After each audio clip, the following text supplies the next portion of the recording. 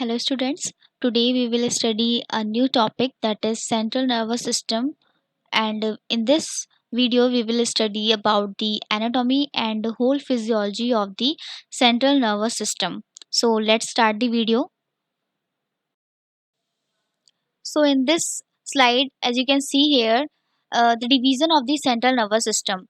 As we already know that the central nervous system is divided into two subcategories. Like first is CNS and other is PNS, which means central nervous system and peripheral nervous system. So the human brain anatomy is based on the CNS and PNS both.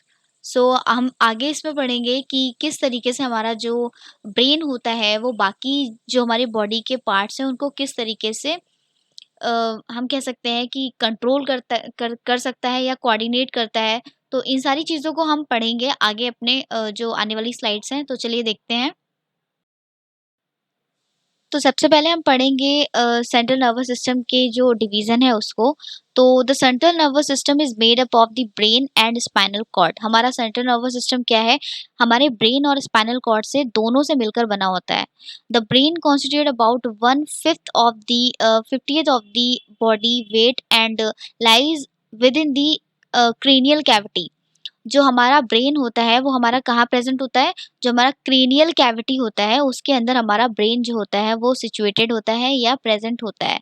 तो जो brain होता है उसके parts के बारे में अगर हम बात करते हैं तो उसमें सेरिब्रम होता है, द ब्रेन स्टेम जिसको हम जिसके अंदर हम mid brain, pons and medulla oblongata को पढ़ते हैं, और सेरिब्लम। ये तीन पार्ट्स हमारे होते हैं, मेन पार्ट्स होते हैं हमारे ब्रेन के।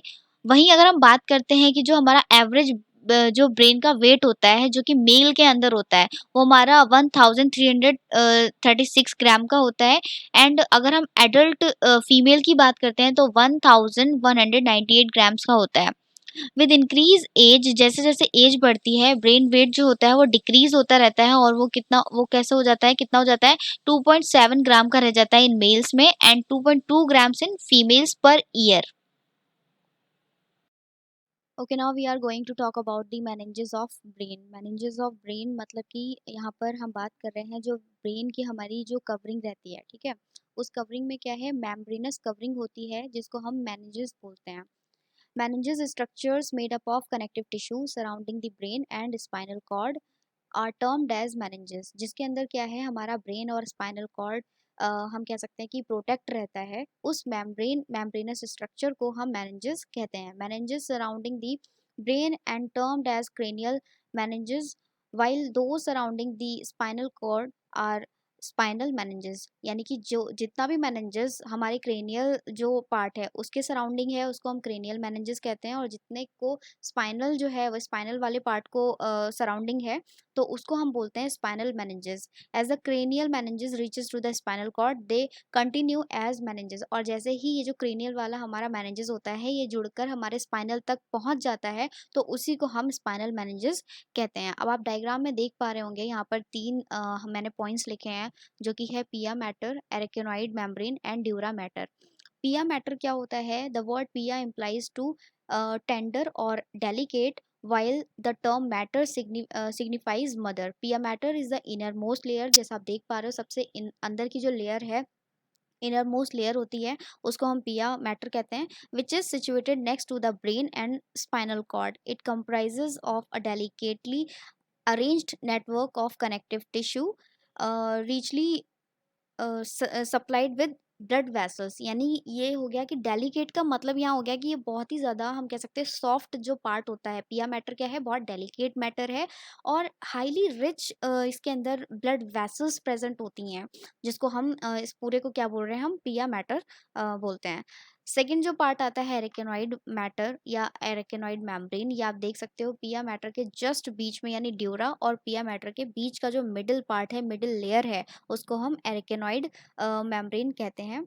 And it is thin vascular layer consisting of reticular connective tissue and forming a spider web like structure. Spider web like structure जैसा वेब मतलब स्पाइडर का जो स्ट्रक्चर होता है ना, उसके वेब का स्ट्रक्चर बिल्कुल वैसा ही स्ट्रक्चर एरेकेनॉइड मेम्ब्रेन का होता है। एंड साथ ही साथ इसके अंदर सेरिब्रो स्पाइनल फ्लूइड जो होता है वो भी हमारा क्या रहता है? फिल्ड रहता है।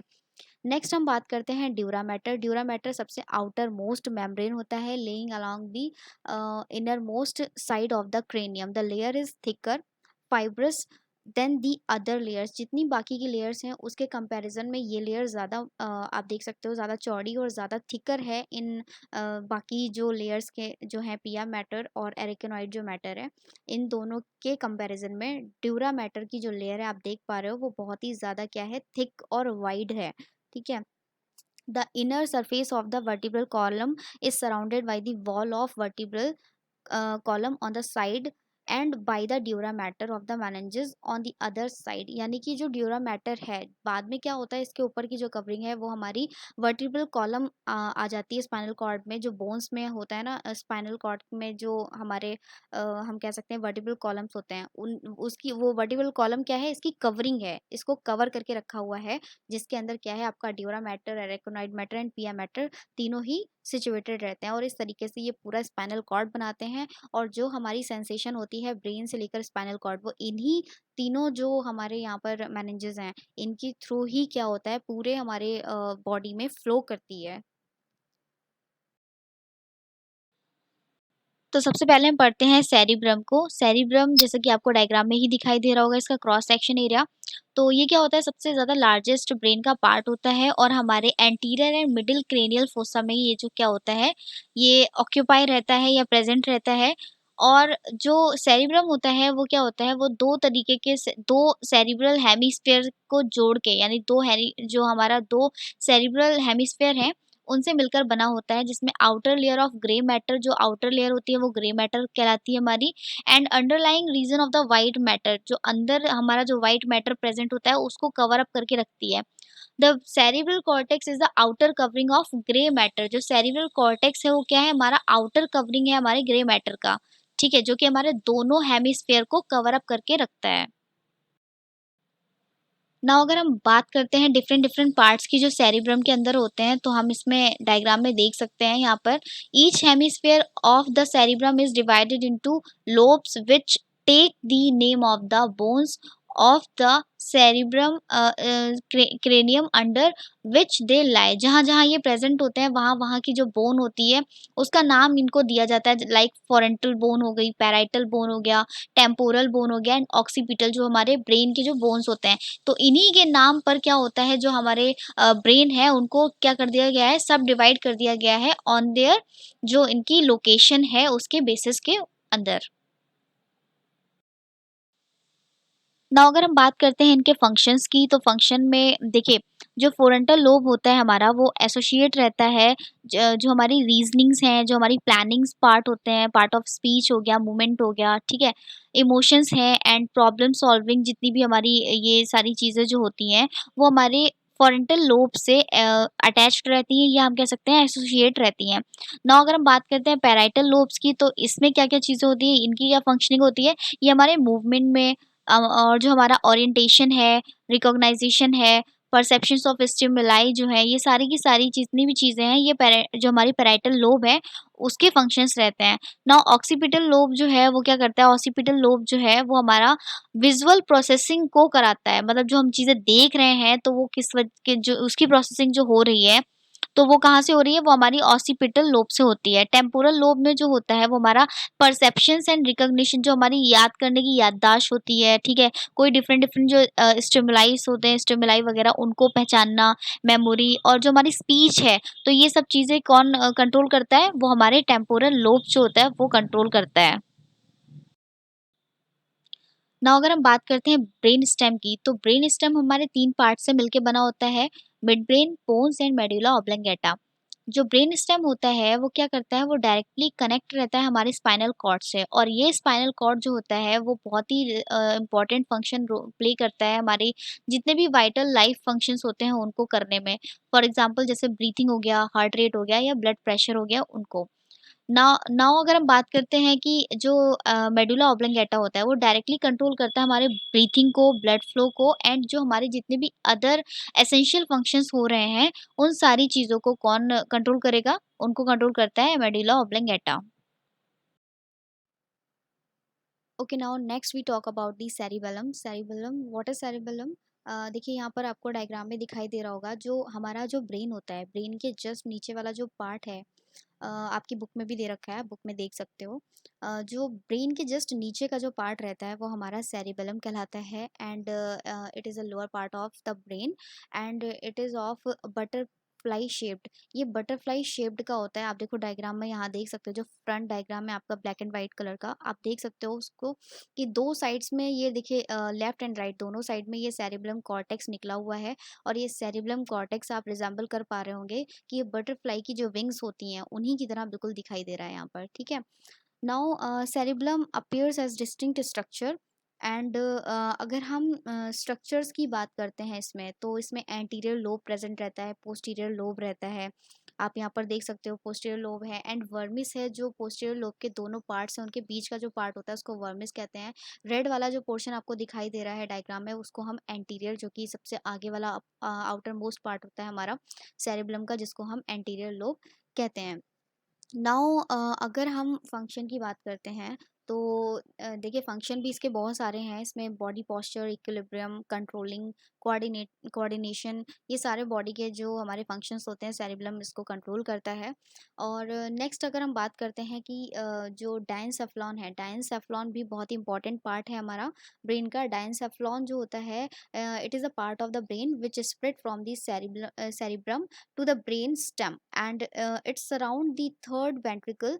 Diencephalon include the following four parts। इसके भी चार parts होते हैं डायनसेफ्लॉन के, और what are they are thalamus, hypothalamus, epithalamus and subthalamus। अगर हम बात करते हैं थैलेमस की, तो थैलेमस क्या है, सेरिबेलम के जस्ट बराबर में जो पार्ट लगा होता है उसको हम थैलेमस कहते हैं। और जो हमारा थैलेमस वाला पार्ट होता है, थैलेमस के जस्ट नीचे जो पार्ट रहता है, वो हमारा हाइपोथैलेमस होता है।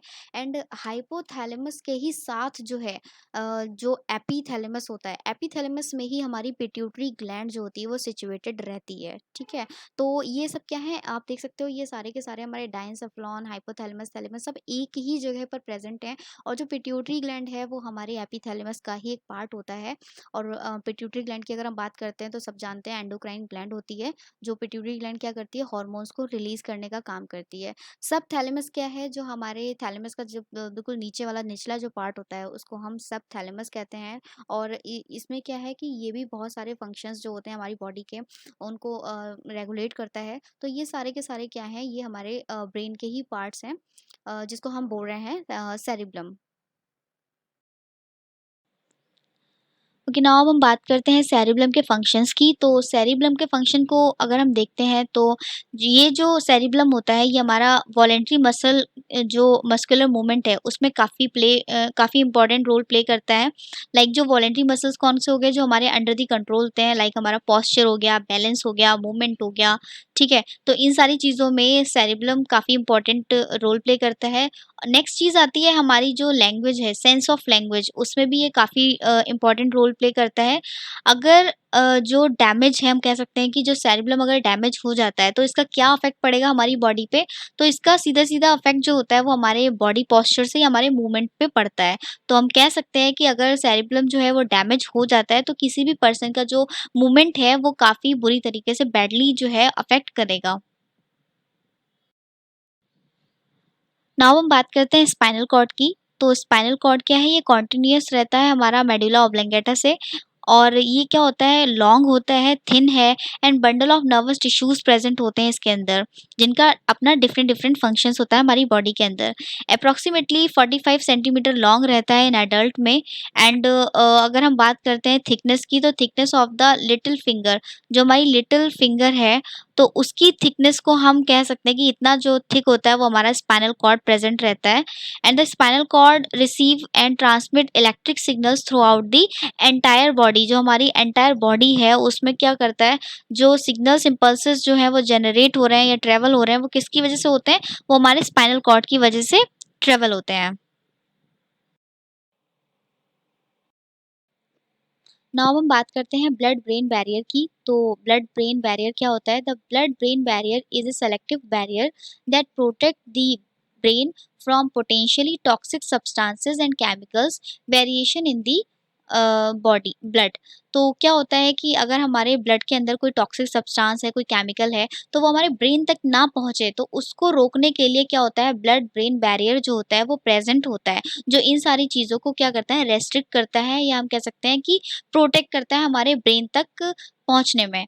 Now, oxygen, carbon dioxide, and alcohol, barbiturates, glucose, and lipophilic substances quickly cross the blood-brain barrier. जो ये सारे substance क्या होते हैं, ये हमारे blood-brain barrier को quickly absorb कर सकते हैं, या हम कह सकते हैं cross कर सकते हैं उनको, ठीक है, क्योंकि इनका जो size होता है, molecular size होता है, वो काफ़ी कम होता है. Now, the brain and spinal cord are relatively well protected from the microbial infection by the blood-brain barrier. हमारा जो spinal cord होता है, वहाँ पर भी ये प्रेज़ेंट होता है, ताकि कोई भी माइक्रोबियल इन्फेक्शन जो है वो हमारे ब्रेन में या हमारा जो स्पाइनल कॉर्ड है वहाँ पर ना हो सके। तो इन सारी चीज़ों से बचने के लिए जो कौन-सी चीज़ बहुत ज़्यादा हेल्पफुल होती है, वो होती है हमारी ब्लड ब्रेन बैरियर। नाउ हम बात करते हैं फंक्शंस की। जो हमारा सेरिब्रो स्पाइनल फ्लूइड है, उसका फंक्शन क्या होता है? It protect the brain and spinal cord. ये हमारे जो ब्रेन है और स्पाइनल कॉर्ड है, उसको किसी भी तरीके की हम कह सकते हैं इंजरी से होने से बचाता है, ठीक है। Now maintain a uniform pressure. एक यूनिफॉर्म प्रेशर को मेंटेन करके रखता है, क्योंकि ये फ्लूइड है तो एक अपना प्रेशर बनाकर रखेगा, ठीक है। Now act as a cushion and shock absorber. अगर किसी तरीके का शॉक लग रहा है या कोई बाहरी फोर्स लग रहा है, तो उसको एब्जॉर्ब करने के लिए एक तरीके से कुशन की तरह ये वर्क करते हैं। Now the brain and spinal cord moist and there may be interchange of substances between CSF and nerve cells such as nutrient and waste product. तो इनका भी इंटरचेंज जो हो रहा है, आप देख सकते हैं यहाँ पर न्यूट्रिएंट एंड वेस्ट प्रोडक्ट का, वो भी किसकी थ्रू हो रहा है, हमारे सेरिब्रो स्पाइनल फ्लूइड की थ्रू होता है। तो ये सारे जो होते हैं, ये हमारे सेरिब्रो स्पाइनल जो फ्लूइड है उसके फंक्शंस होते हैं। Okay, now we are talking about the very important topic of our this presentation, that is reflex activity and reflex arc. दोनों ही बहुत इंपॉर्टेंट टॉपिक हैं, जो कि एग्जाम में बार बार पूछे जाते हैं। बहुत ही अच्छे से प्रिपेयर करना है इसको। तो सबसे पहले हम बात कर लेते हैं reflex activity. What is reflex activity? तो रिफ्लेक्स एक्टिविटीज़ जो होती हैं शॉर्ट लिव्ड रहती हैं and involuntary and spontaneous action होते हैं। ये हमारी बॉडी में कुछ ऐसे हम कह सकते हैं कि इनवॉलेंट्री एक्शंस होते हैं, जो अचानक से होते हैं और बहुत ही कम देर के लिए होते हैं। लाइक अगर हम बात कर लें, स्नीजिंग हो गया, कफिंग हो गया, yawning and blinking of eyes, ये सारे के सारे इनवॉलेंट्री एक्शन है। आप चाहकर भी इनको नहीं रोक सकते हैं, and these are very short lived and spontaneous action, जिनको हम रिफ्लेक्स एक्टिविटी कहते हैं। नेक्स्ट हम बात करते हैं रिफ्लेक्स आर्क। रिफ्लेक्स आर्क क्या है? इन सारी एक्टिविटीज को कंप्लीट कराने के लिए एक पाथवे जो होता है, जो कि बहुत इंपॉर्टेंट होता है पाथवे, जिसको हम रिफ्लेक्स आर्क कहते हैं। Reflex arc refers to the pathway followed by the nerve impulse producing reflex। तो ये क्या है? एक तरीके का पाथवे है जो हमारे इस रिफ्लेक्स एक्शंस को कंप्लीट करवाता है। अब कंपोनेंट की बात करते हैं। अगर रिफ्लेक्स आर्क के भी कई कंपोनेंट हैं, लाइक यहाँ पर आप देख सकते हैं 5 कंपोनेंट हैं, जिसमें हम सबसे पहले बात करेंगे receptor organ. This is the distal end of a sensory neuron or associated sensory structure. It receive a specific stimulus and alter the internal or external environment by generating a great potential known as generator. As this potential reaches the threshold depolarization level, it triggers one or more nerve impulses in the sensory neuron. आप देखिए यहाँ पर diagram जो है, इस diagram में आप देख पा रहे होंगे कि जो फिंगर है, वो फिंगर बर्न हो रही है, और बर्निंग के लिए आप देखिए यहाँ पर एक एरो जा रहा है। ये एरो क्या बता रहा है? ये एरो बता रहा है कि ये इस तरीके से जो आपके न्यूरॉन्स हैं, ये आपकी जो पेन स्टिमुलाई होते हैं, इसकी सेंस को आपके ब्रेन तक लेकर जाते हैं।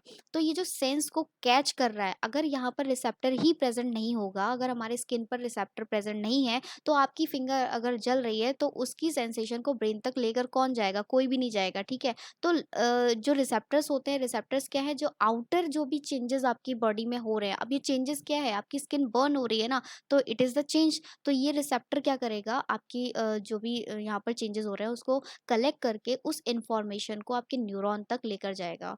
नाउ सेकंड हम बात करते हैं सेंसरी न्यूरॉन। सेंसरी न्यूरॉन क्या कर रहा है? This neuron act as a pathway for the transmission of the nerve impulse from sensory organ to axon terminals. जो आपके न्यूरॉन्स हैं, ये क्या कर रहा है, रिसेप्टर ने तो इन्फॉर्मेशन कलेक्ट किया एंड इन्फॉर्मेशन कलेक्ट करने के बाद में ये इन्फॉर्मेशन सेंसरी न्यूरॉन्स जो होते हैं वो सेंस करने के लिए आपके ब्रेन तक लेकर जा रहे हैं, ठीक है। तो जो ब्रेन, जो आपके सेंसरी न्यूरॉन्स हैं वो क्या कर रहे हैं, वो एक ट्रांसमिशन पाथवे की तरह वर्क कर रहे हैं यहाँ पर उस इन्फॉर्मेशन को आपके ब्रेन तक ले जाने के लिए। नेक्स्ट हम बात करते हैं इंटीग्रेटिंग सेंटर। इंटीग्रेटिंग सेंटर क्या है, इंटीग्रेटिंग सेंटर की जब भी बात की जाती है तो वो हम वहाँ पर बात करते हैं सिर्फ और सिर्फ सेंट्रल नर्वस सिस्टम, हमारे CNS की, ठीक है। तो it is a single synapse between the sensory neuron and a motor neuron. An integrating center is made up of one or more regions of gray matter within CNS.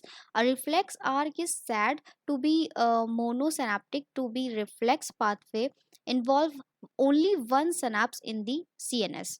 Okay, however, the integrating centers may comprises of one or more interneurons which may relay impulses to the other neurons as well as to the motor neuron. Similarly, a reflex arc is said to be polysynaptic if the pathway involve more than one synapse and more than two type of the neuron. Integrating centre हो गया यहाँ पर, देखिए इसका कहने का मतलब ये हो गया कि जो भी आपके सिग्नल्स हैं वो सिग्नल्स क्या कर रहे हैं, आपकी रिसेप्टर ने उसको कैच किया, कैच करने के बाद में उसने सेंसरी न्यूरॉन्स को दे दिया और अब ये सेंसरी न्यूरॉन्स कहाँ तक लेकर जा रहे हैं, आपके इंटीग्रेटिंग सेंटर तक या फिर आपके ब्रेन तक उस इंफॉर्मेशन को लेकर जाते हैं, ठीक है। अब इंफॉर्मेशन का लेकर जाने के लिए क्या है, सभी लोगों ने देखिए न्यूरॉन का स्ट्रक्चर पढ़ा होगा। न्यूरॉन क्या करता है, जो डेंड्राइट्स हैं, डेंड्राइट्स इंफॉर्मेशन को कलेक्ट करते हैं एंड मोटर एंड क्या करते हैं, उसको सैनाप्स के थ्रू दूसरे जो न्यूरॉन है वहां तक जाकर ट्रांसफर कर देते हैं। इसी तरीके से कई जो सैनाप्स और कई न्यूरॉन्स आपस में जुड़कर एक इंफॉर्मेशन को at the site of action से जो हमारा ब्रेन है वहां तक लेकर जाने में हेल्प करते हैं, ठीक है। तो इंटीग्रेटिंग सेंटर क्या हो गया, ब्रेन है और ब्रेन के साथ में सारे न्यूरॉन्स जुड़े हुए हैं जो कि सिनेप्स की हेल्प से उस इंफॉर्मेशन को आपके जो ब्रेन है ब्रेन तक लेकर जाते हैं। नेक्स्ट हम बात करते हैं मोटर न्यूरॉन क्या है। This neuron act as a pathway for propagation of the impulses out of the CNS to the body part will that will produce response. अब क्या हुआ, जो भी फिंगर यहाँ पर बर्न हो रही है उसकी इंफॉर्मेशन, उसका पेन का जो इन्फॉर्मेशन है वो आपके सेंसरी न्यूरॉन से होते हुए इंटीग्रेटिंग सेंटर से आपके ब्रेन तक पहुंच गया। इंटीग्रेटिंग सेंटर में जैसे ही पहुंचेगा, ब्रेन जो है वो उस बर्न, जो बर्न सेंसेशन हो रही है उसके लिए एक एक्शन लेगा ना। आप अपने हाथ को वहां से रिमूव करोगे, हटाओगे वहां से जहाँ से जो पेन स्टिमुलस आपके सिग्नल्स जो है ब्रेन तक जा रहे हैं। तो मोटर न्यूरॉन क्या हो जाएगा, मोटर न्यूरॉन हमेशा जो ब्रेन होता है वो अपने इफेक्टर ऑर्गन को इंफॉर्मेशन सेंड करता है और ये इंफॉर्मेशन क्या होती है, एज अ रिस्पॉन्स की तरह वर्क करती है कि जो भी चीज़ यहाँ पर हो रही है, जो रिसेप्टर ऑर्गन्स ने कैच किया, जो सेंसरी न्यूरॉन ने पहुंचाया आपके ब्रेन तक, मोटर न्यूरॉन उसी के अगेंस्ट में क्या करेगा, रिस्पॉन्स देता है। तो ये रिस्पॉन्स क्या हो जाता है, हमारा रिस्पॉन्स जो मोटर न्यूरॉन है यानी कि जो हमारा ब्रेन है वो क्या करेगा, रिस्पॉन्स को हमारे बॉडी तक या हमारे उस एक्शन, जो भी हमारी साइट ऑफ एक्शन है वहां तक लेकर जाएगा। नेक्स्ट हम बात करते हैं इफेक्टर ऑर्गन। इफेक्टर ऑर्गन क्या हो गया, this is any part of the body. ये हमारी जो भी बॉडी है उसका कोई भी पार्ट हो सकता है और वो पार्ट जहाँ पर वो जो रिसेप्टर ऑर्गन है जो कि उस इंफॉर्मेशन को कलेक्ट कर रहा है। तो अगर आपका फिंगर जल रहा है तो जो मोटर न्यूरॉन है, जो रिस्पॉन्स है वो आपके फिंगर, तो ही फिंगर के पास ही तो जाएगा। तो इफेक्टर ऑर्गन क्या हो गया, आपकी वो फिंगर हो गई क्योंकि आप उसको वहां से रिमूव करोगे। तो इफेक्टर ऑर्गन तब तक काम नहीं करता है जब तक मोटर न्यूरॉन उसको रिस्पॉन्स नहीं देते हैं। मोटर न्यूरॉन ने जैसे ही रिस्पॉन्स दिया कि आपको यहाँ से हाथ रिमूव करना है, तुरंत आपने झटके से, यानी कि आपने जो इफेक्टर ऑर्गन, आपकी जो फिंगर है, आपने उसको वहां से तुरंत के तुरंत रिमूव कर दिया। तो ये क्या है, आपका रिफ्लेक्स आर्क होता है। और ये रिफ्लेक्स आर्क क्या है, आप देख रहे हो यहाँ पर इतने ढेर सारे कंपोनेंट आपस में कम्युनिकेट करके आपस में उस इंफॉर्मेशन को आपके ब्रेन तक वाया आपकी जो एक्शन, साइट एक्शन है वहां से लेकर आपके ब्रेन तक, और ब्रेन वापस रिस्पॉन्स कर रहा है आपके उसी जो इफेक्टर ऑर्गन है वहां तक। तो ये पूरा एक पाथवे होता है, ठीक है, जहाँ से इंफॉर्मेशन स्टिमुलेट हो रही है, जहाँ से इंफॉर्मेशन आपकी प्रोपोगेट हो रही है, ब्रेन तक जा रही है, रिस्पॉन्स आ रहा है, ये सारा का सारा क्या हो गया, आपका एक पाथवे हो गया। और ये जो एक्शन कहलाएगा, जो आपका एक्शन है या एक्टिविटी है, वो एक्टिविटी क्या हो जाती है, ये बहुत ही देखिए शॉर्ट लिव्ड यहाँ पर लिखा हुआ है, इसीलिए क्योंकि आप अचानक से with in a few seconds आप उस फिंगर को वहां से हटाओगे, इनवॉलेंट्री एक्शन होता है। एंड वेरी, ये क्या होते हैं, आपके सारे के सारे स्पॉन्टेनियस एक्शंस होते हैं, जिसको हम reflex activity and reflex arc बोलते हैं। Okay, now I hope you all understood the topic very well. So prefer your notebook for further detailed content. Thank you.